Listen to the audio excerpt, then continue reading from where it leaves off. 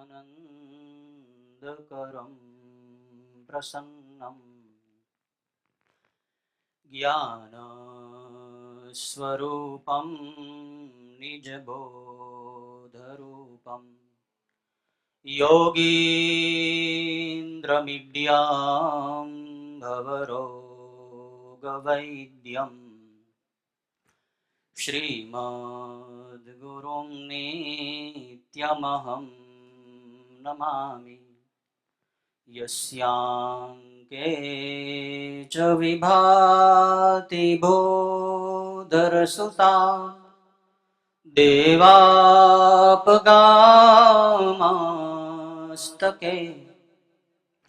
भाले बालविधुर्गले च गरलं यस्योरसि व्यालराट् सोऽयं भूतिविभूषणः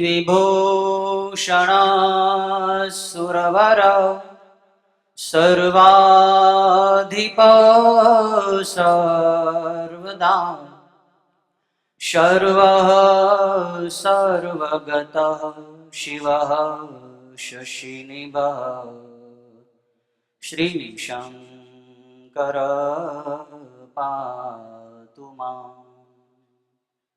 ॐ शान्ति शान्ति शान्ति। सद्गुरु भगवान की जय। सनातन धर्म की जय। कामनाथ महादेव की जय। राम कृष्ण भगवान की जय। हनुमान जी महाराज की जय। ओम नमः पार्वती पतये। हर हर महादेव।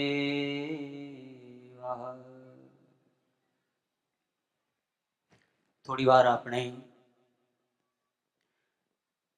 બ્રહ્મલીના ગુરુદેવના દિવ્ય જ્યોતિ સ્વરૂપનું પ્રણવ ધ્વનિથી ઓમકાર ધ્વનિથી લલાટમાં ધ્યાન કરીએ બધાય પોતાના નેત્રોને બંધ કરી ચર્મચક્ષુને બંધ કરી અંતશ્ચક્ષુથી જ્ઞાન ચક્ષુથી ગુરુ જ્યોતિનું લલાટમાં ધ્યાન કરો ભાવ કરો આપણે ગુરુદેવના વ્યાપક સ્વરૂપની અંદર બેઠા છીએ। આપણી આસપાસ આગળ પાછળ ઉપર નીચે અંદર બહાર સર્વત્ર સદગુરુ ચેતના વિલસી રહી છે। ગુરુ ચેતનામાં આપણે અભિભૂત થઈ રહ્યા છીએ। આનંદાનંદ શાંતિ શાંતિના ફુવારા છૂટી રહ્યા છે। ભાવ કરો દિવ્ય જ્યોતિ ગુરુ જ્યોતિમાં આપણી જીવ જ્યોતિ બળી રહી છે। ओ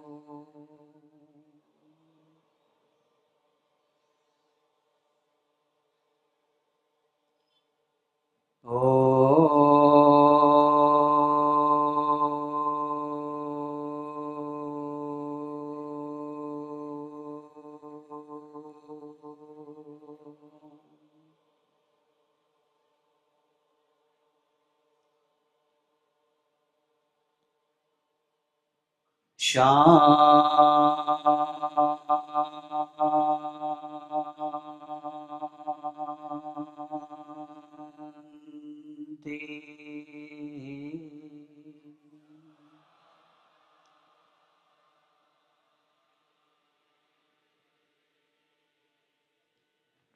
શાંતિ.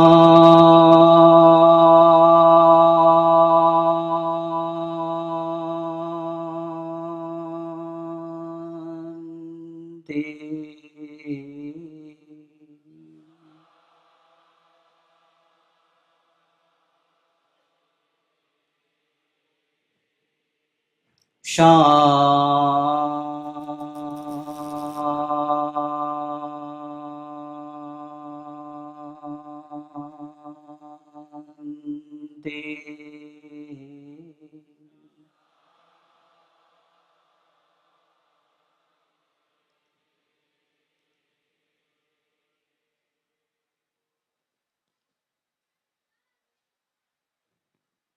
આજે પ્રાતઃ કાળમાં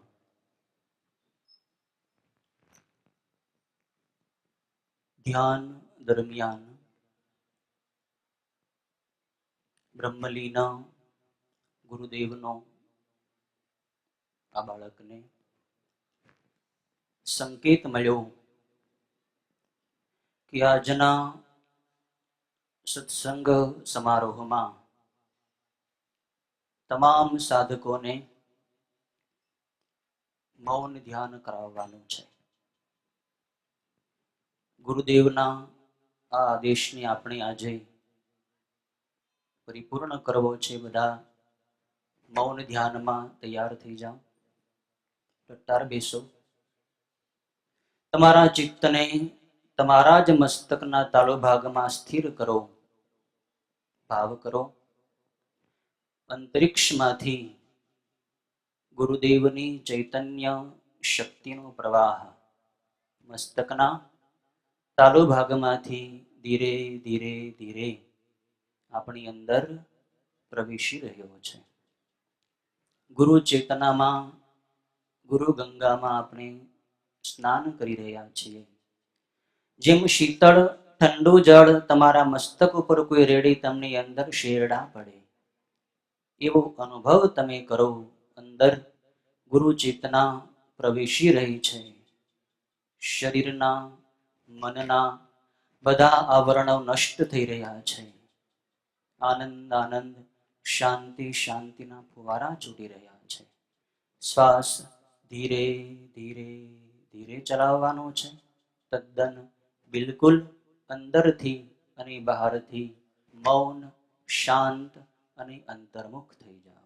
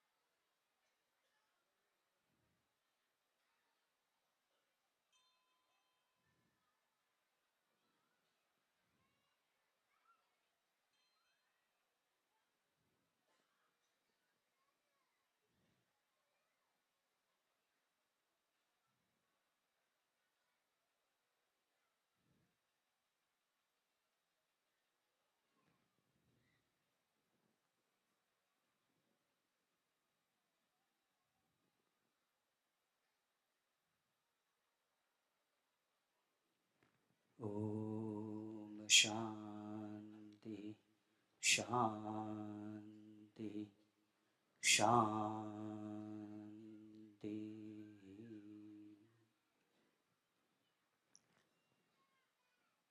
બ્રહ્મલીન આત્મ સ્વરૂપ, સર્વ વ્યાપક સ્વરૂપ, સૃષ્ટિના અણુ અણુમાં કણ કણમાં ચૈતન્ય સ્વરૂપે વિલસી રહેલા પૂજ્યપાદ ગુરુદેવના પાવન ચરણારવિંદમાં આજના ચતુર્થ મહાનિર્વાણ તિથિ મહોત્સવ પ્રસંગે આ બાળકના ચતુઃકોટી સાષ્ટાંગ દંડવન નમસ્કાર ગુરુ ચરણોમાં ભાવાંજલિ અર્પણ કરવાનો આ મહોત્સવ ગુરુદેવની ચેતનાને અનુભવ કરવાનો આ મહોત્સવ ગુરુદેવના પાવન જીવનમાંથી એકાદ આદર્શ અપનાવીને જીવનને ભગવાનની સન્મુખ કરવાનો મહોત્સવ એટલે તિથિ મહોત્સવ. ગીતાની અંદર ભગવાને સર્વ જીવ પ્રાણીઓના હિતમાં લાગેલા મહાપુરુષો નિર્વાણ પદને પ્રાપ્ત થાય છે એ વાત કરી છે. લભંતે બ્રહ્મ નિર્વાણ મૃષય ક્ષીણ કલ્મષાઃ છિન્નદ્વૈતા યતાત્માનઃ સર્વભૂત હિતે રતાઃ. જેમના સર્વ સંશયો નિર્મૂળ થઈ ગયા હોય, જેમનો આત્મા પરિશુદ્ધ થઈ ગયો હોય, જેમના કલ્મશો એટલે કે પાપો તદ્દન ધોવાઈ ગયા હોય, ક્ષીણ થઈ ગયા હોય, ક્ષીણ કલ્મષાઃ, જેના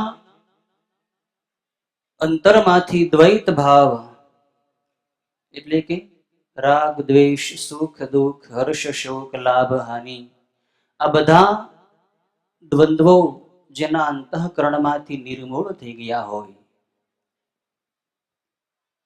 જેમના સર્વ સંશયો છેદાઈ ગયા હોય, ચિન્ન સંશયા, એવા મહાપુરુષો લભંતે બ્રહ્મ નિર્વાણમ બ્રહ્મ નિર્વાણ પદને પ્રાપ્ત થઈ જાય છે.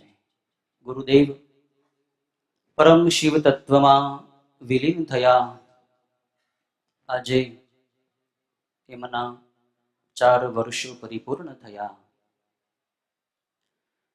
ગુરુદેવના જીવનમાંથી આપણે શું શીખવાનું છે એ વિચારવા માટે પહેલા તો એ વિચારવાનું કે ગુરુદેવના જીવનમાં એવું શું વિશેષ હતું, ગુરુદેવના શું સિદ્ધાંતો હતા, ગુરુદેવના કેવા નિયમો હતા, ગુરુદેવનો કેવો સ્વભાવ હતો, ગુરુદેવની કેવી નિષ્ઠા હતી, કેવી સાધના, કેવી તિતિક્ષા, કેવી તપશ્ચર્યા, એ વિચારીએ. તો જેમ કોઈ માણસ, કોઈ ગૃહસ્થી, કોઈ સંસારી જીવડો એ અલંકારો ધારણ કરે, કપડાં પહેરે, વીંટી પહેરે, હાર પહેરે, પહોંચી પહેરે, ભાઈઓ બહેનો બધા અલંકારો ધારણ કરતા હોય, તો સંતો મહાપુરુષોના અલંકારો કયા, આપણા ગુરુદેવના જીવનના અલંકારો કયા હતા? ગુરુદેવે લક્ષ્મીનો તો સ્પર્શ બિલકુલ કર્યો નથી. એટલે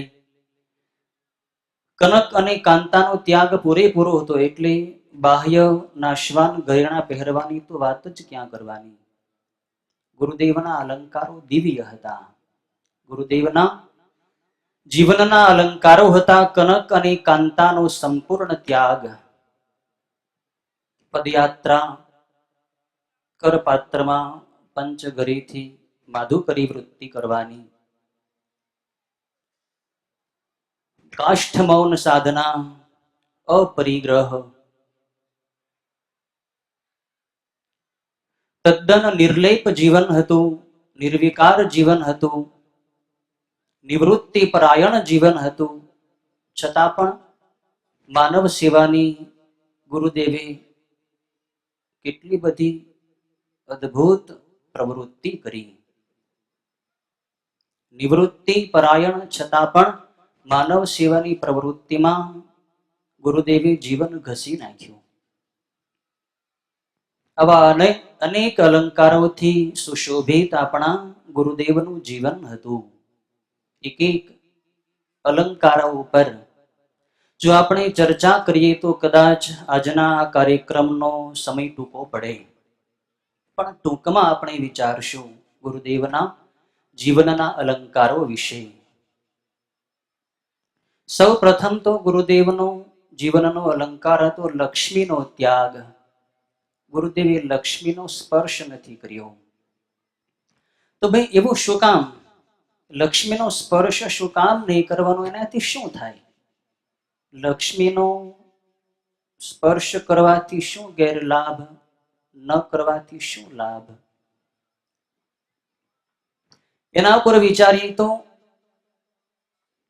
લક્ષ્મીની અંદર એટલે કે પૈસો હોય, પૈસાની નોટ હોય, એમાં અનેક લોકોના લોભની વૃત્તિ ભળી ગઈ હોય છે. પૈસો જોવે એટલે માણસને આકર્ષણ થાય કે આ પૈસો મને મળે, આ કેટલો કિંમતી છે, કેટલી મહેનત કરીને મળ્યો છે. અનેક માણસોની લોભ દ્રષ્ટિ એના ઉપર પડી હોય એટલે દૂષિત દ્રષ્ટિથી લક્ષ્મી દૂષિત થઈ હોય. એવી લક્ષ્મીને જો સ્પર્શ કરીએ તો બહારથી પણ આપણને લક્ષ્મીનો સ્પર્શ કરવાથી આપણી અંદર પણ લોભ વૃત્તિ જાગે. ગુરુદેવે એનાથી નિરાળા રહેવા માટે જ લક્ષ્મીનો ત્યાગ કર્યો. હવે લક્ષ્મીનો ત્યાગ બે રીતે કરવાનો હોય, એક સ્વરૂપથી ત્યાગ અને એક અંદરથી એટલે કે લોભનો ત્યાગ. ગુરુદેવના જીવનમાં આ બંને પ્રકારનો ત્યાગ હતો. માત્ર લક્ષ્મીનો સ્પર્શ નહીં કરવાનો એમ નહીં, અંદરથી પણ ત્યાગ. લાખો કરોડો રૂપિયાની લાલચ ગુરુદેવ પાસે ઘણીવાર આવતી, પણ છતાં ગુરુદેવને ઠુકરાવી દેતા. સ્વરૂપથી બિલકુલ ત્યાગ, અંદરથી પણ સંપૂર્ણ ત્યાગ આ ગુરુદેવના જીવનનો અલંકાર હતો. લક્ષ્મીમાં અત્યારે તો વિજ્ઞાન એમ કહે છે કે માણસની વિષ્ઠામાં જે દૂષિત પરમાણુ હોય છે એવા જ પરમાણુ પૈસાની નોટમાં પણ હોય છે. લોભ વૃત્તિ માણસની કેટલી ખરાબ કે લક્ષ્મી જેવી લક્ષ્મીને પણ દૂષિત કરી નાખે.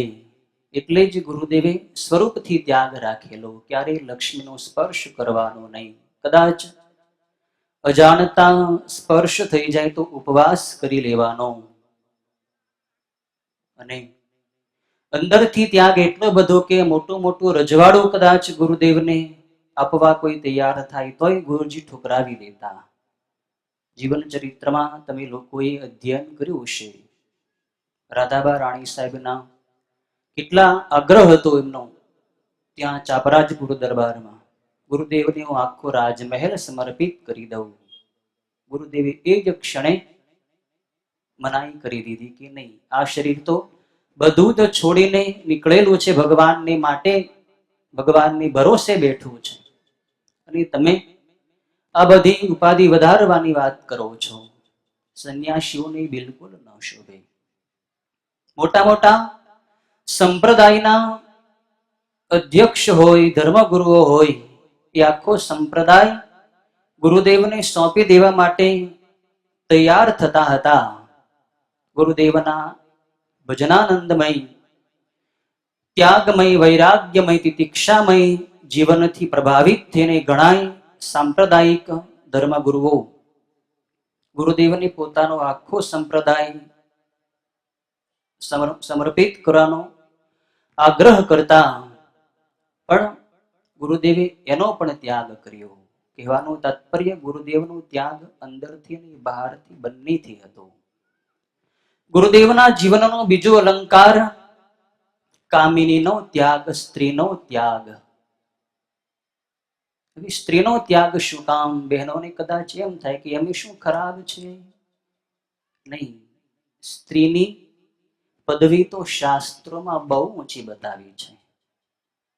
પણ સ્ત્રીના મુખ્યત્વે બે સ્વરૂપ છે, એક કામિની સ્વરૂપ અને એક માતૃ સ્વરૂપ. શાસ્ત્રમાં કોઈક જગ્યાએ સ્ત્રીની નિંદા જે કરવામાં આવી છે એ કામિની સ્વરૂપ સ્ત્રીની જ નિંદા કરવામાં આવી છે, માતૃ સ્વરૂપ સ્ત્રીની નહીં. સ્ત્રીનો દરજ્જો પુરુષ કરતા 1000 ગણો ઉત્તમ બતાવ્યો છે શાસ્ત્રકારોએ. પણ કેવી સ્ત્રીનો જે માતૃ સ્વરૂપ છે. શાસ્ત્રમાં કહેવામાં આવ્યું કે 10 ઉપાધ્યાય કરતા એક આચાર્ય શ્રેષ્ઠ છે, 100 આચાર્યો કરતા પિતા શ્રેષ્ઠ છે અને 1000 પિતા કરતા માતા શ્રેષ્ઠ છે. માતાની વંદના શાસ્ત્રોમાં ઘણી રીતે કરવામાં આવી છે. માતૃદેવો ભવ, માતાની દેવ સમાન માનો. સંન્યાસી માટે તો એમ આજ્ઞા આપી કે સંન્યાસીએ સ્ત્રીનો બિલકુલ ત્યાગ, જીવંત મનુષ્ય સ્ત્રીનો ત્યાગ એટલો જ નહીં, પણ લાકડાની પૂતળી હોય એ લાકડાની પૂતળીનો પગથી પણ સ્પર્શ ન કરવો એવી આજ્ઞા ભાગવતમાં આપી છે. એકાદશ સ્કંદમાં અવધૂત ઉપાખ્યાનમાં આવે છે. દત્તાત્રેયજી મહારાજ કહે છે, કદાપી યુવતીમ ભિક્ષુર ન સ્પૃશેદ્દારવીમપી. ભિક્ષુએ યતિ સંન્યાસીએ કાષ્ઠની પૂતળીનો પગથી પણ સ્પર્શ ન કરવો. પણ એ જ સંન્યાસી માટે એવી પણ આજ્ઞા આપી કે સર્વ વંદ્યેન યતિના પ્રસુર વંદ્યા પ્રયત્નતઃ. સંન્યાસીની સામે જો ક્યારેક એની જનેતા, એની માતા આવી જાય તો સંન્યાસીએ એને આદરપૂર્વક પ્રણામ કરવા, વંદન કરવા. આવી પણ આજ્ઞા આપી. શું બતાવે છે કે સ્ત્રીનું માતૃ સ્વરૂપ પુરુષ કરતા શ્રેષ્ઠ છે. સર્વેષામ ગુરુણામ ચૈવ માતા પરમ કો ગુરુ. જેટલા જેટલા ગુરુઓ છે એ બધા ગુરુજનોમાં માતા છે એ શ્રેષ્ઠ ગુરુ છે.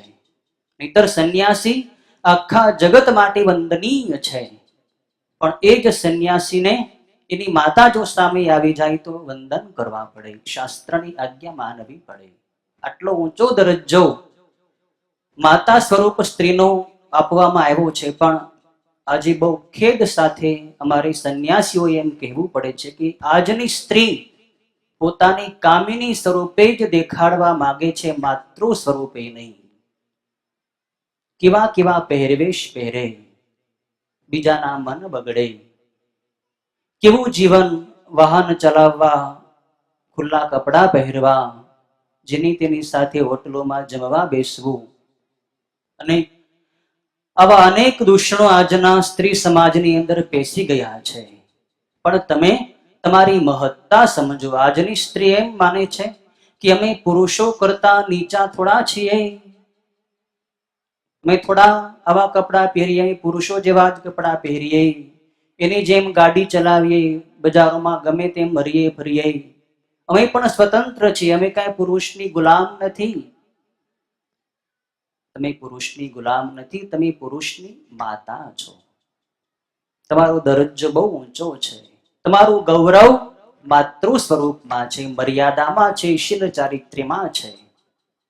એ ચારિત્ર્યમાં તમે સ્થિત રહો, ચારિત્ર્યવાન બનો, તો તમારી કુખે ભગવાનના અવતારો પ્રગટ થશે. નારી તું નારાયણી, નારી રતનની ખાણ, નારી થકી નર નીપજે ધ્રુવ પ્રહલાદ સમાન. નારીને નારાયણી બતાવવામાં આવી છે. શાસ્ત્રોમાં આપણા સનાતન ધર્મની અંદર જે પંચ મુખ્ય દેવો છે એમાં દેવી સ્વરૂપા સ્ત્રીનું પણ સ્થાન છે જ. દેવી ભગવતીને આપણે ઈષ્ટદેવ માનવાના, એ પણ બ્રહ્મ તત્વ છે, વ્યાપક તત્વ છે, શક્તિ દેવી છે, શક્તિ તત્વ છે.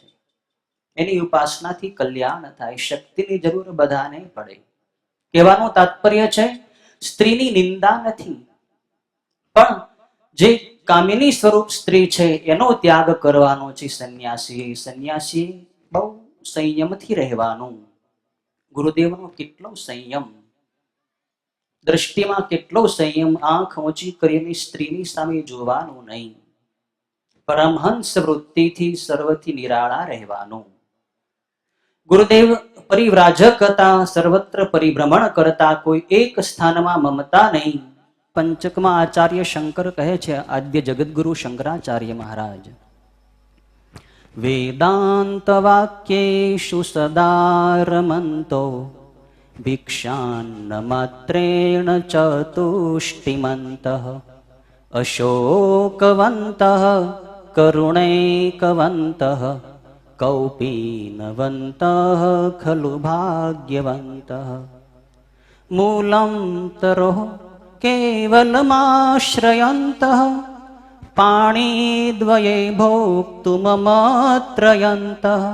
મૂલં તરોઃ કેવલમાશ્રયन्तઃ પાણીદ્વયે ભોક્તુમમત્રયन्तઃ કંથામપી સ્ત્રી નિવકોત્સયन्तઃ કૌપીનવन्तઃ ખલુ ભાગ્યવन्तઃ કૌપીનવन्तઃ ખલુ ભાગ્યવन्तઃ પંચાક્ષરં પાવનમોચ્ચરन्तઃ પંચાક્ષરં પાવનમોચ્ચરन्तઃ પતિં પશૂનાં હૃદિ ભાવયन्तઃ ભિક્ષાશનાદિક્ષુ પરિભ્રમन्तઃ કૌપીનવन्तઃ ખલુ ભાગ્યવन्तઃ. કૌપીનવંત, જે માત્ર કૌપીન ધારણ કરે છે, જેની વસ્ત્રની પણ અપેક્ષા નથી.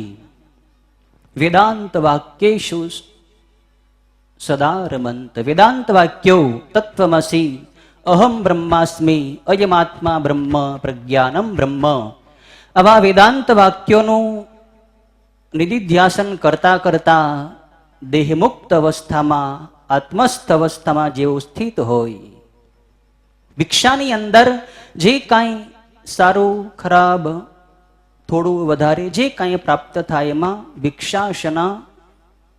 ભિક્ષાન માત્રેણ ચતુષ્ટિમંત, સદાય સંતુષ્ટ રહે.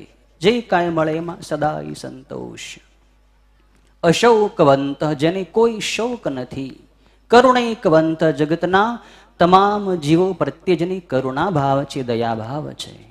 એવો કૌપીનવંત, કૌપીનધારી પરમહંસ સંન્યાસી ધન્ય છે, શ્રેષ્ઠ છે, જ ભાગ્યવાન છે. મૂલમ તરહુ કેવલમાશ્રયંતઃ, તરુવર્ણા એટલે કે વૃક્ષના છાયામાં, વૃક્ષની નીચે જે નિવાસ કરે છે, જેની કોઈ ઊંચા મહેલોની મકાનોની અપેક્ષા નથી. પાણી દ્વયે ભોક્તુમમત્રયંતઃ, દ્વયઃ પાણી, બે હાથ. પાણી એટલે હાથ. સંસ્કૃત ભાષામાં હાથ માટે પાણી શબ્દ આવ્યો છે. બંને હાથને જ પાત્ર રાખવાનું અને બીજું કોઈ પાત્ર રાખવાનું નહીં. કોઈ સંગ્રહ કરવાનો નહીં, પરિગ્રહ કરવાનો નહીં. સંગ્રહ કરવાનો ક્યાં? ઉદરમાં. કરરૂપી પાત્ર, હાથરૂપી પાત્ર, અને પેટમાં અન્નને સંગ્રહ કરવાનો. એટલે કે સંન્યાસીએ જેટલું ઉદરમાં સમાય એટલું જ અન્ન લેવું ગૃહસ્થી પાસેથી, વધારે સંગ્રહ કરવો નહીં. વધારે ભિક્ષા ન મળે તો સાંજે જમવા માટે પણ રાખવો નહીં, એવી શાસ્ત્રની આજ્ઞા છે.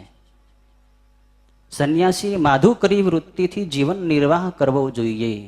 અવધૂત ઉપાખ્યાના ભાગવતમાં આવે છે, સંન્યાસી માટે બે વૃત્તિ બતાવી, આજગરી વૃત્તિ અને માધુકરી વૃત્તિ.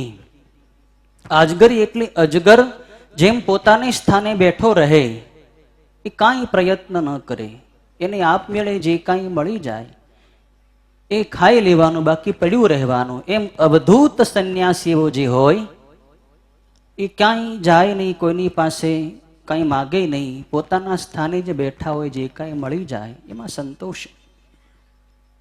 મળે તો ભલે, ન મળે તો પણ ભલે. બીજી વૃત્તિ માધુકરી વૃત્તિ. મધુકર એટલે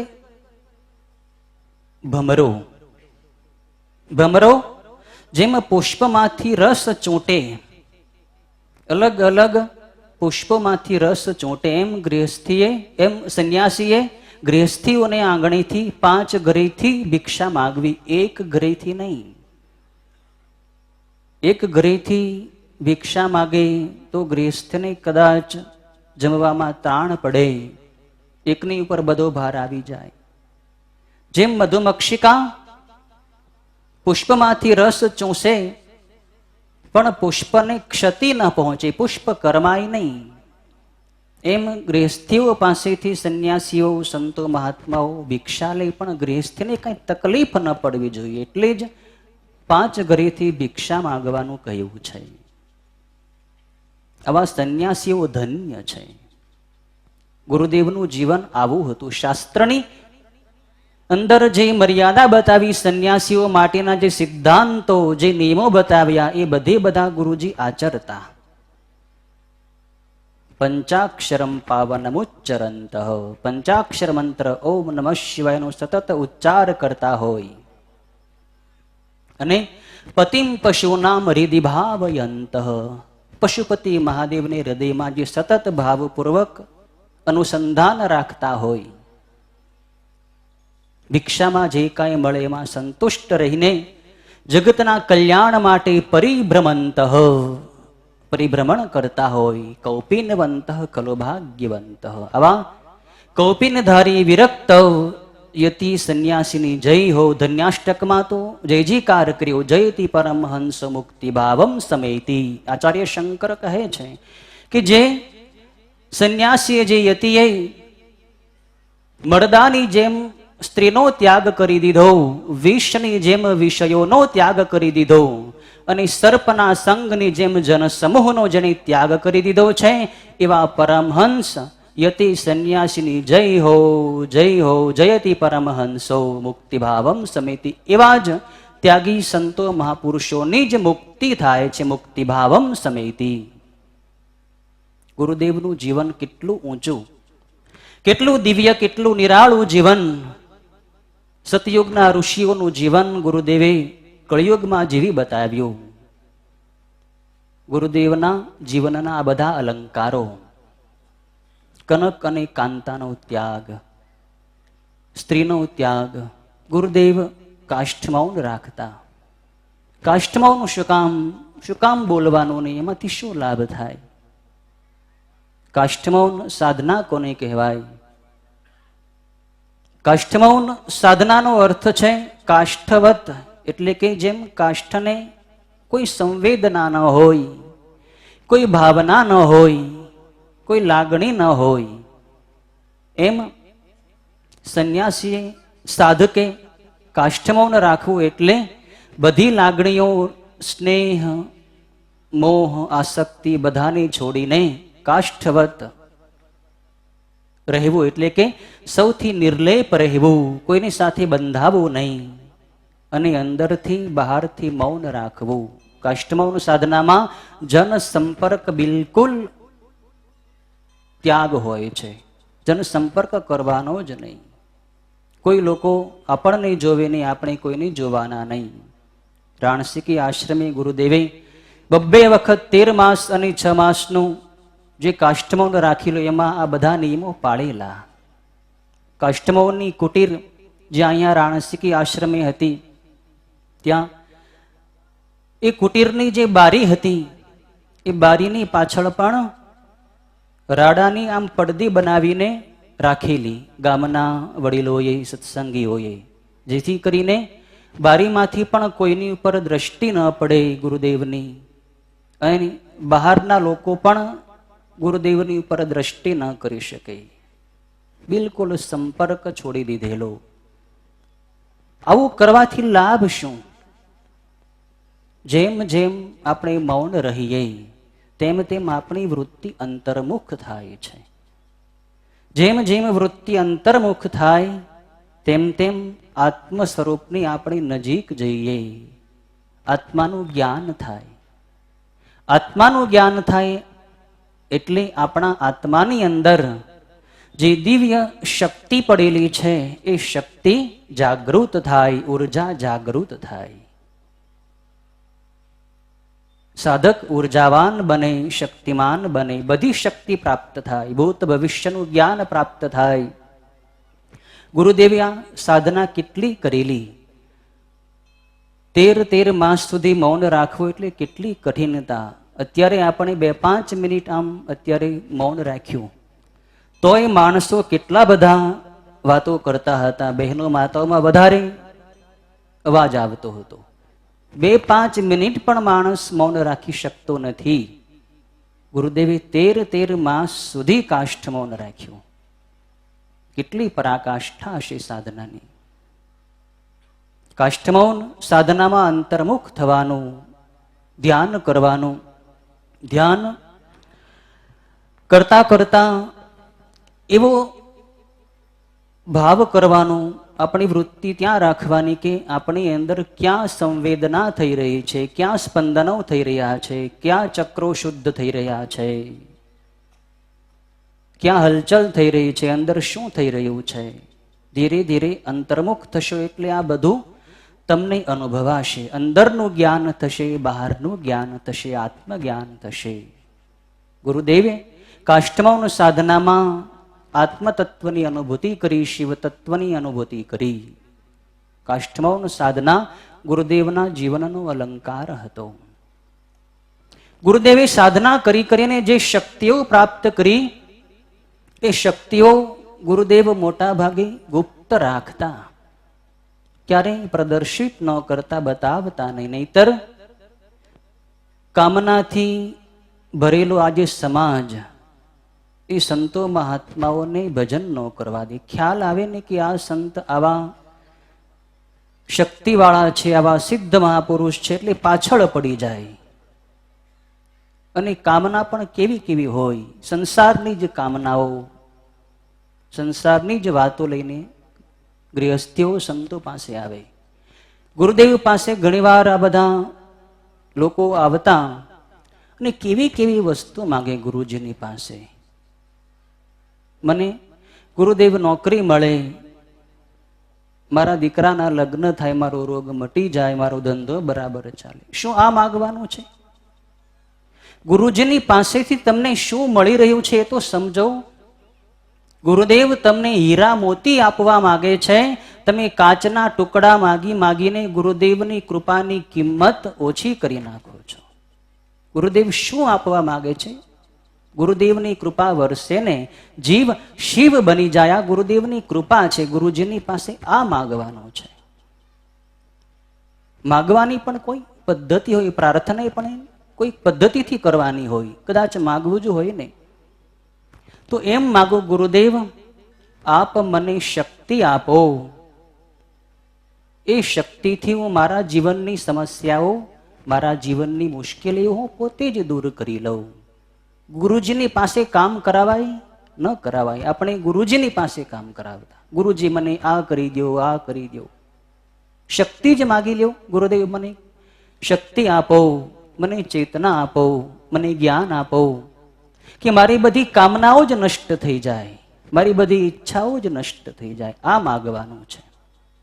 ગુરુદેવની પાસેથી પ્રાપ્ત કરવું હોય ને તો નમ્ર થઈને જાઓ, ગ્રહણશીલ બનો.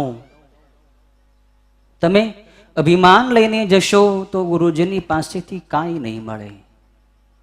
નળની નીચે તમે ડોલ મૂકો પણ ઊંધી મૂકો તો પાણી ભરાય ન ભરાય. સીધી મૂકવી પડે તો અંદર જળ ભરી શકાય. એમ ગુરુજીની પાસે તમે જાઓ, ગુરુજીના આશ્રમમાં જાઓ, આવા મહોત્સવમાં આવો તો બિલકુલ ખાલી થઈને આવો. તમારી ડોલ ભરેલી હશે તો અહીંયાથી તમને જે ગંગાજળ મળવાનું છે ગુરુજીના ચરણોમાંથી, એ તમારી ડોલમાં નહીં ભરી શકાય. ડોલને ખાલી કરીને લઈને આવો. હું કાંઈ નથી ગુરુદેવ, હું ખાલી છું, હું આપનો છું. આપ આ શરીરના માધ્યમથી જે કાંઈ કાર્ય કરાવવું હોય તે આપ જ કરાવો. ગુરુદેવ, હું આપને શરણે છું, હું આપને સમર્પિત છું. મારી કોઈ અપેક્ષા નથી, કોઈ ઈચ્છા નથી. આ શરીર આપના કાર્ય માટે, ગુરુ કાર્ય માટે, સેવા કાર્ય માટે સમર્પિત છે. આવો ભાવ લઈને જાઓ અને જુઓ તમારા હાથે કેટલા કેટલા વિશાળ કાર્યો થશે. ગુરુદેવની કૃપાથી જીવ મોટા મોટા વિશાળ કાર્યો, મહાન કાર્યો થોડા સમયની અંદર થોડી શક્તિથી પરિપૂર્ણ કરી દેતો હોય છે. ગુરુ કૃપા શક્તિ તો બહુ શક્તિમાન છે. ગુરુજીની પાસે આ બધી શક્તિઓ હતી, પણ ગુરુદેવ એ શક્તિને ગુપ્ત રાખતા, મોટા ભાગે બતાવતા નહીં. ક્યારેક કોઈ એવા સંજોગો ઊભા થાય ત્યારે એનો ઉપયોગ કરી લેતા, બાકી સિદ્ધિઓને શું વાપરવી? પરમ સિદ્ધિ જે પરમાત્માની પ્રાપ્તિ છે તો ગુરુદેવને થયેલી હતી, બાકી ભૌતિક સિદ્ધિઓની શું લાલચ રાખવી, એનો શું ઉપયોગ કરવો? ક્યારેક જરૂર પડે ત્યારે એકવાર ગુરુજીએ, મને પ્રસંગ યાદ આવે છે, ગુરુજી ટીંબી આશ્રમેથી ઢસા આશ્રમે પદયાત્રા કરીને આવતા હતા. સાથે આ શરીર પણ હતું, ત્યારે બાલ્યાવસ્થા આ શરીરની. સાંજના 5-6 વાગે ટીંબી આશ્રમેથી પદયાત્રા ચાલુ કરી. ચાલતા ચાલતા આગળ પરવાળા ગામ આવે એટલે ત્યાં દૂધપાન કરવાનું અને રાત્રિ વિશ્રામ કરવાનું નક્કી કરેલું. પણ સાંજના સમયે ગુરુજીએ ત્યાં દૂધપાન કર્યું એક સત્સંગી ભાઈને ત્યાં. પછી આજુબાજુ બાળકોનો અવાજ આવતો, વિક્ષેપ હતો. ગૃહસ્થીઓના આસપાસ બધા ઘર હતા, એટલે થયું કે અહીંયા આપણે રાત્રિ રોકાવાય નહીં, આપણે અત્યારે જ રાત્રે જ ચાલતા ચાલતા સવાર પડે ત્યાં ઢસા આશ્રમે પહોંચી જઈએ. એટલે દૂધપાન કરીને ગુરુદેવની સાથે ચાલતા થયા. સાથે 5-6 ભાઈઓ હતા, બીજા સત્સંગીઓ હતા. પરવાળાથી આગળ આડા રસ્તેથી, કાચા રસ્તેથી ધરવાળા ગામ આવે. મુખ્ય રોડે નહીં ચાલ્યા, પણ આડો રસ્તો, જે કાચો રસ્તો હતો ત્યાંથી ધરવાળા થઈને પછી મેઇન સડક, જે હાઈવે રોડ રાજકોટ ભાવનગરનો, એ રસ્તે ચડી જવાનું હતું. એટલે રાત્રે ચાલતા ચાલતા ધરવાળા ગામની નજીક પહોંચ્યા. રાત્રિનો અંધકાર હતો. ગુરુદેવની ચાલવાની ગતિ પણ ઘણી હતી. હવે ચાલતા ચાલતા આગળ પહોંચ્યા એટલે 4 રસ્તા પડ્યા. એક રસ્તો, જે રસ્તેથી અમે પરવાળાથી આવ્યા હતા, એ. બીજી બાજુનો રસ્તો ધરવાળા ગામમાં જતો હતો, ગામ થોડું દૂર હતું. બાકીનો જે અમારી સામેનો રસ્તો હતો અને એક જમણી બાજુનો રસ્તો હતો, એ ક્યાં જાય છે એનો ખ્યાલ નહોતો. વાડીમાં જતો હશે કે ક્યાં જતો હશે. એટલે ઘડીક અટવાણા થયું કે ક્યાં જવું, કયો રસ્તો હશે જ્યાંથી આગળ હાઈવે રોડ ઉપર ચડી જવાય. કોઈક સત્સંગી કહે કે ભાઈ બાજુમાં ગામ છે, ત્યાં કોઈને પૂછી આવીએ, કેમ કે રાત્રે કોઈ વાડીમાં કોણ માણસો હોય, કોઈ સામે મળે તો પૂછીએ, પણ રાત્રે કોણ મળે. એટલે થોડી વાર ઉભા રહ્યા. પછી ગુરુદેવે મને આજે બરાબર ગુરુદેવની મુખમુદ્રાની અત્યારે સ્મૃતિ થાય છે. ગુરુદેવ પોતાના દંડને બંને હાથેથી આમ પકડીને ઉભા રહી ગયા અને 5-6 સેકન્ડ આમ જાણે આમ અનંતની અંદર દ્રષ્ટિ કરતા હોય એવી મુખમુદ્રા બની ગુરુજીની. જાણે કંઈક જોતા હોય, કંઈક પ્રકૃતિનું રહસ્ય સમજતા હોય એવી મુદ્રા ગુરુજીએ બનાવી. 5-6 સેકન્ડ એવી રીતે ઉભા રહ્યા અને પછી તરત બધાને કહ્યું કે તમે બધાય આ શરીરની પાછળ પાછળ આવતા રહો. ગુરુદેવે એ 4 રસ્તામાંથી એક પણ રસ્તે ન ચાલવાનું રાખ્યું. 4 રસ્તામાંથી કોઈ રસ્તો નહીં. સામેનો અને જમણી બાજુનો જે રસ્તો હતો એની વચ્ચેથી ગુરુદેવે પદયાત્રા ચાલુ કરી, ચાલવાનું આગળ ચાલુ કર્યું. હવે એ કોઈ રસ્તો નહોતો, ખાડા ટેકરા, જાડી ઝાંખરા. અમને પણ એમ થયું ગુરુજી અહીં ક્યાં જતા હશે, પણ પાછળ પાછળ ચાલતા રહ્યા. એટલે થોડી વારથી એટલે નાનકડી કેડી આવી, ત્યાંથી આગળ ગયા એટલે થોડોક ગાડા માર્ગ આવ્યો, કોઈ ભાઈની વાડી હતી, ત્યાં મશીન પણ ચાલતું હતું રાત્રિના સમયે. ત્યાંથી થોડાક આગળ ગયા એટલે પેલો રાજકોટ ભાવનગરનો હાઈવે પકડાઈ ગયો. ગુરુદેવની કેટલી અંતરદ્રષ્ટિ, ગુરુદેવ કેટલું બધું જાણતા હતા કે ક્યાં કયો રસ્તો છે. આ તો એક સામાન્ય વાત છે. જે સદગુરુદેવ પોતાની કૃપાથી શિષ્યને સંપ્રદાયોની આડી એવડી કેડા કેડીમાંથી પાછા વાળીને સનાતન ધર્મનો રાજમાર્ગ બતાવી દે, ભગવાનની પ્રાપ્તિ સુધી પહોંચાડી દેતા હોય, ભગવાનની પ્રાપ્તિનો હાઈવે માર્ગ બતાવી દેતા હોય, એવા સદગુરુદેવને માટે આવી સામાન્ય એક રાજકોટ ભાવનગરનો હાઈવે પકડવો એ કઈ મોટી વાત નથી. ગુરુદેવના જીવનમાં આવી ઘણી બધી શક્તિઓ હતી, પણ ગુરુદેવે એ શક્તિનો ઉપયોગ ક્યારેક જ કર્યો. ગુરુદેવ ચાલતા ચાલતા આગળ ચાલ્યા, લીમડા અનુભાના ગામ આવ્યું. ત્યાંથી અમે લોકો થાક્યા એટલે ગુરુદેવે કહ્યું કે તમે લોકો પાછા જતા રહો. વલ્લભભાઈ ઢસાવાળા એ પણ ગુરુદેવની સામે લેવા માટે આવ્યા હતા. ગુરુદેવ અને એ લોકો ઢસાવાળા ત્યાંથી જતા રહ્યા, અમને પાછા મોકલી દીધા રાત્રે. આવા ઘણા પ્રસંગો છે ગુરુજીના જીવનમાં. ગુરુજીએ શક્તિનો ઉપયોગ બહુ જાહેર કર્યો જ નહીં, ગુપ્ત રાખતા. જીવન જ નિરાળું હતું. જ્યારે કોઈક દર્દીનું દુઃખ ગુરુદેવને થાય ત્યારે ગુરુજી પોતાની અમુક શક્તિ એને આપી દેતા, અમુક સાધનાની મૂડી ખર્ચી નાખતા કે આ બિચારો દર્દી છે ને દર્દ મટતો હોય તો થોડુંક ભજન, થોડીક સાધના, થોડુંક સાધનાનું ફળ એને આપી દઈએ તો બિચારો દુઃખ મુક્ત થઈ જાય. નહીતર સાધનાની મૂડી એ સર્વશ્રેષ્ઠ મૂડી છે.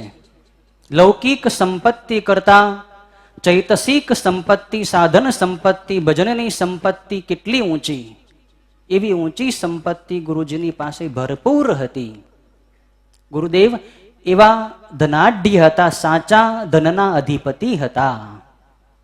આપણે બધા ખરેખર ભિક્ષુક છીએ, જે સામાન્ય પૈસા માટે, સામાન્ય સુખ સગવડતા માટે સંસારની પાસે રખડતા રહીએ છીએ, ભટકતા રહીએ છીએ. ગુરુદેવે કોઈ અપેક્ષા ન રાખી, એક ભગવાનનું જ શરણ, બધું મળી રહેશે, ભગવાન બધું આપી જ રહે છે.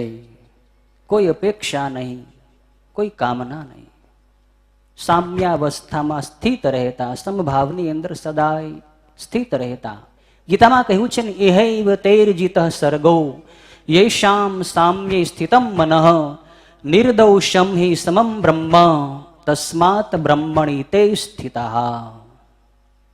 જેણે સામ્યાવસ્થામાં, સમભાવમાં પોતાની સ્થિતિ બનાવી લીધી છે, જે સ્થિતપ્રજ્ઞ થઈ ગયા છે, એણે આ સકળ સંસાર ઉપર વિજય મેળવી લીધો છે. ઇહૈવ તૈર્જિતઃ, જીત મેળવી લીધી સંસારની ઉપર. નિર્દોષમ હિ સમમ બ્રહ્મ, જે બ્રહ્મ તત્વ નિર્દોષ છે, એ નિર્દોષ સ્વરૂપની અંદર આપણા નિર્દોષ આનંદ સ્વરૂપ ગુરુદેવ સ્થિત હતા. તસ્માત બ્રહ્મણી તે સ્થિતા. એવા બ્રહ્મ સ્વરૂપની અંદર ગુરુદેવ સ્થિત હતા. બ્રહ્મનિષ્ઠા પરિપૂર્ણ હતી, પણ છતાંય આપણી સાથે વ્યવહારમાં સામાન્ય વાતચીત કરતા કરતા ગમ્મતની સાથે જ્ઞાન પીરસી દેતા. ગુરુદેવના જીવનના બધા અલંકારો અપરિગ્રહ, કોઈ પરિગ્રહ કરવાનો નહીં, કોઈ સંગ્રહ કરવાનો નહીં. ગુરુદેવના કક્ષમાં ચારેય ખૂણા સરખા, કાંઈ પરિગ્રહ મળે જ નહીં. અંદર જાવ એટલે બિલકુલ સાદું આસન, કોઈ સુખ સગવડતા નહીં.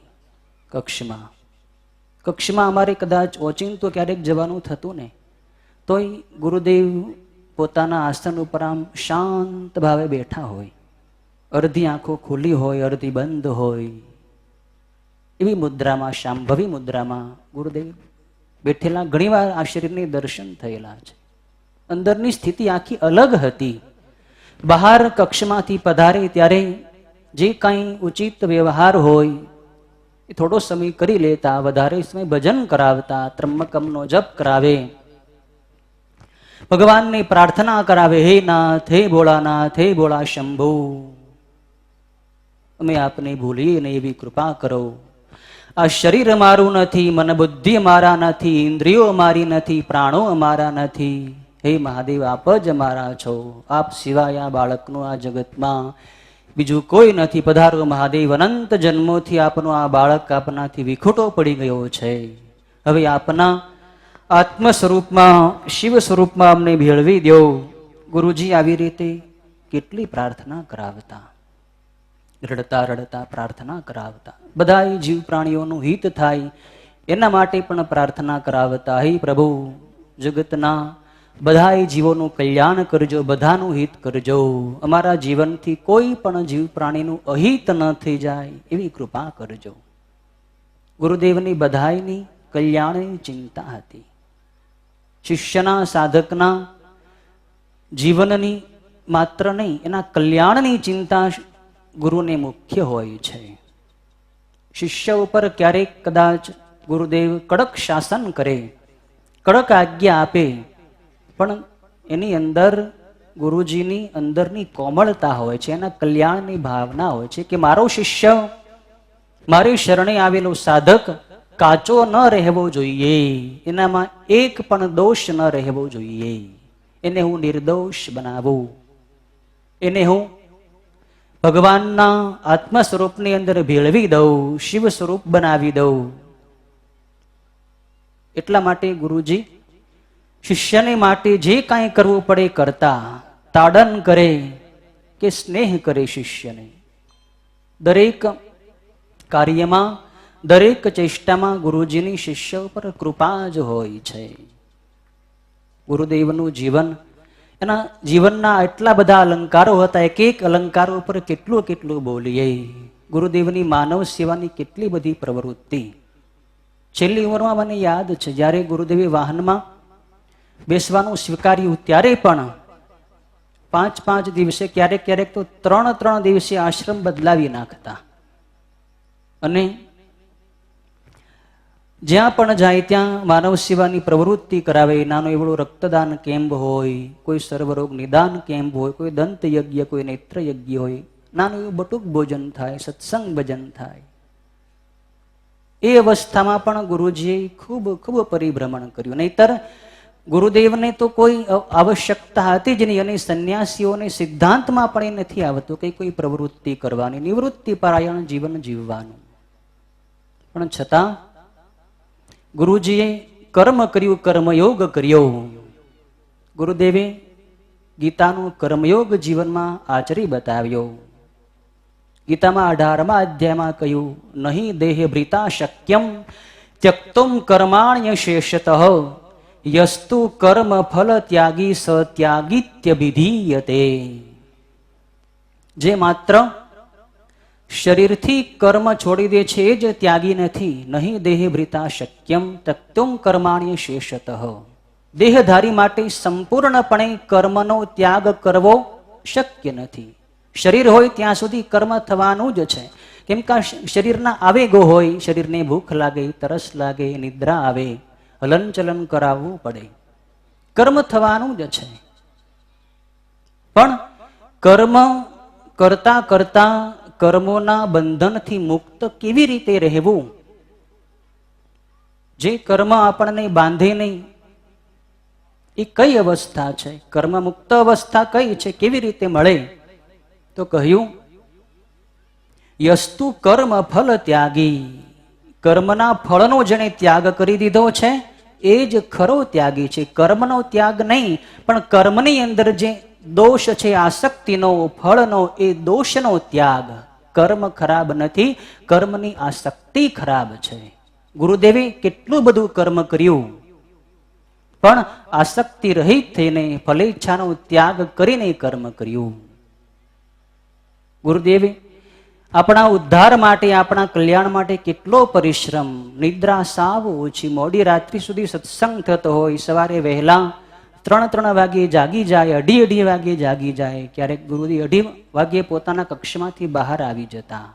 વહેલી સવારે આશ્રમના પ્રાંગણમાં ચાલતા ચાલતા સત્સંગીઓને આવેલા દર્શનાર્થીઓને કેટલું કેટલું જ્ઞાન પીરસી દેતા, ઊંચું જ્ઞાન આપી દેતા. બ્રાહ્મ મુહૂર્તમાં પોતે પણ ભજન કરે, બીજાને પણ ભજન કરાવે, ભગવાનના માર્ગમાં લગાડે. ગુરુદેવ કહેતા સંન્યાસીએ સાવ નવરું ન બેસાય. ગૃહસ્થની પાસેથી આપણે ભિક્ષા લઈએ છીએ, ઉદર પૂર્તિ કરીએ છીએ, તો બદલામાં આપણે ગૃહસ્થીઓનું કલ્યાણ થાય, મોક્ષ થાય, એના માટે કંઈક માર્ગદર્શન, કંઈક ઉપદેશ આપવો જોઈએ. કંઈક એનો રસ્તો શુદ્ધ થાય, એનો માર્ગ મોકળો થાય, એના માટે સંન્યાસી કંઈક ઉપદેશ, કંઈક માર્ગદર્શન આપવું જોઈએ. સંન્યાસી નવરું નહીં બેસવાનું, પ્રમાદ નહીં કરવાનો, સત્સંગ કરાવવાનો. મોડી રાત્રિ સુધી ગુરુદેવ સત્સંગ કરાવે.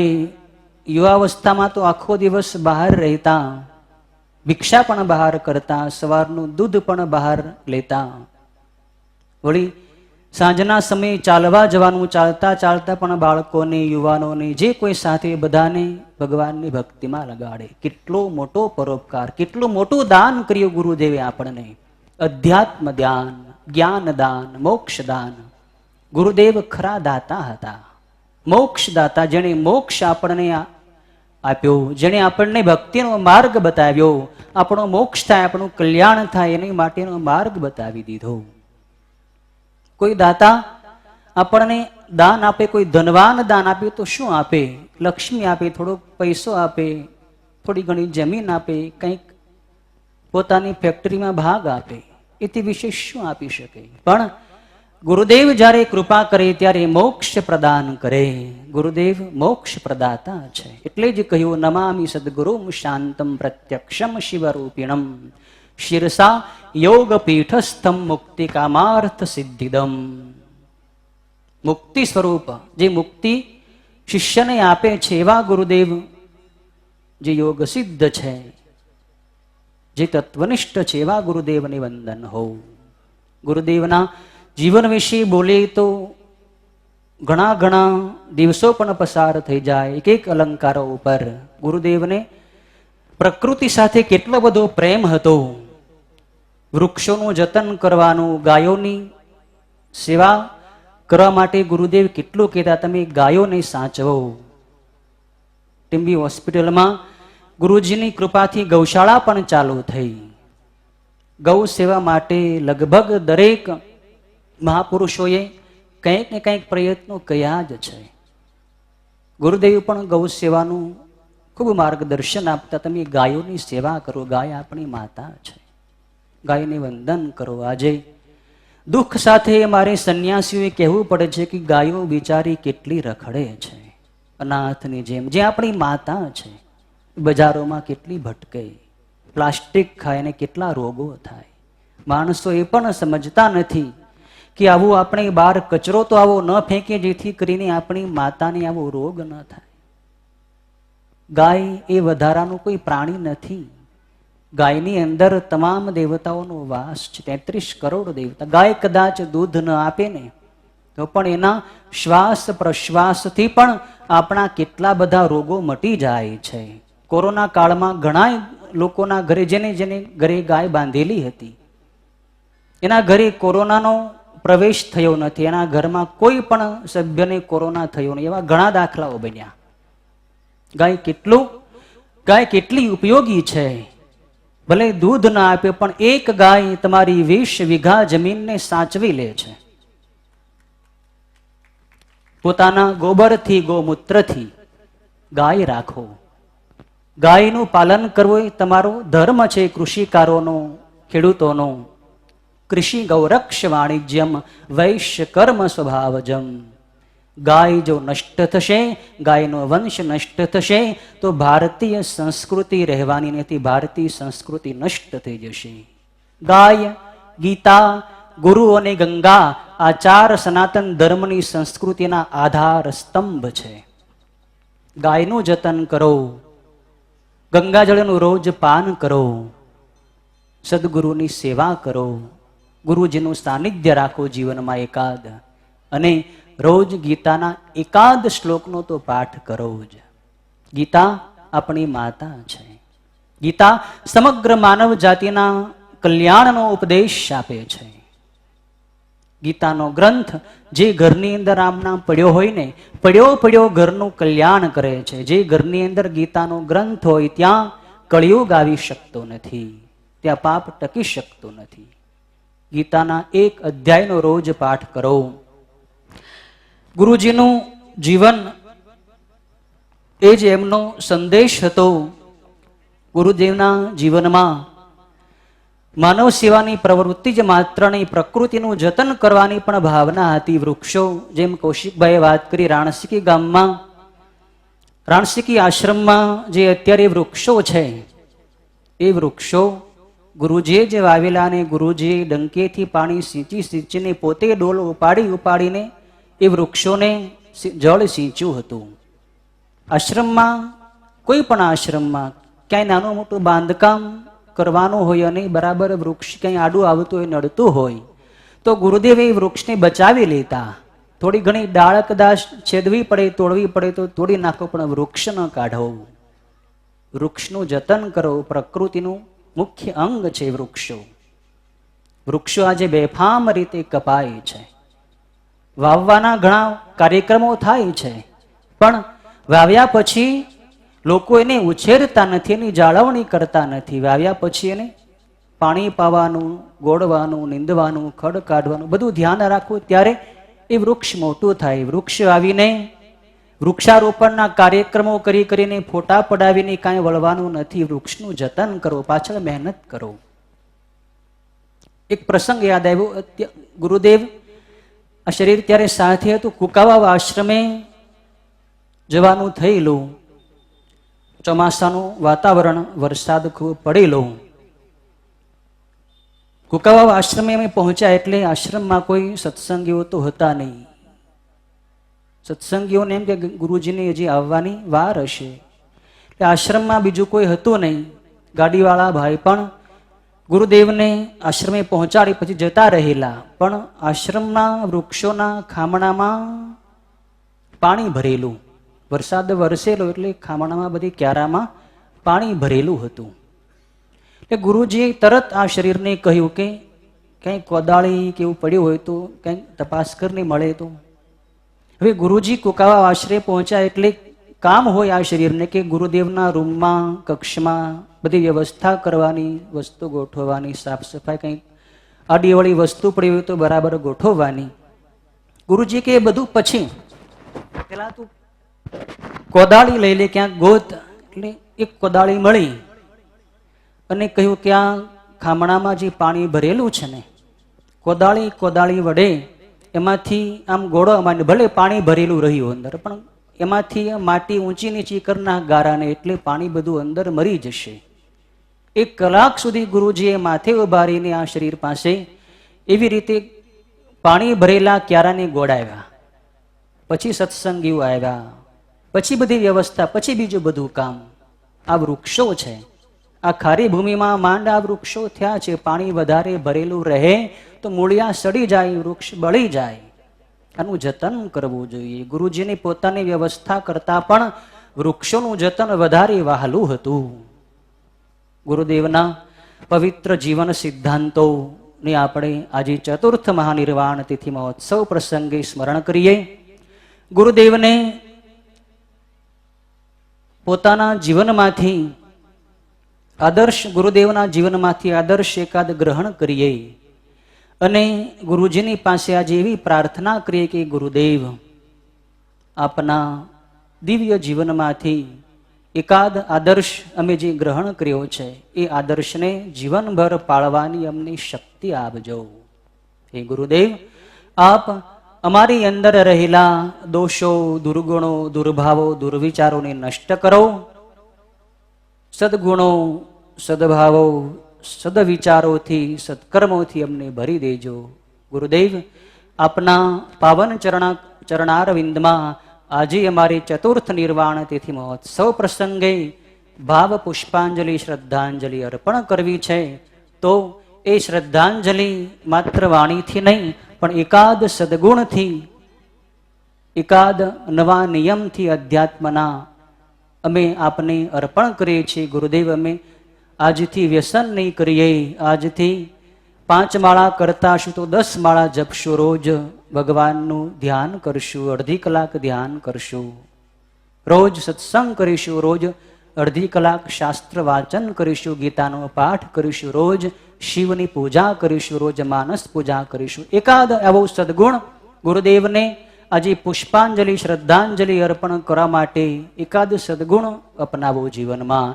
ગુરુદેવને રાજી કરવા હોય, સંતુષ્ટ કરવા હોય, ગુરુ કૃપાનો અનુભવ કરવો હોય તો આવા એકાદ સદગુણને આજે જીવનમાં અપનાવીને ગુરુદેવના આપણે સૌ વહાલા બનીએ.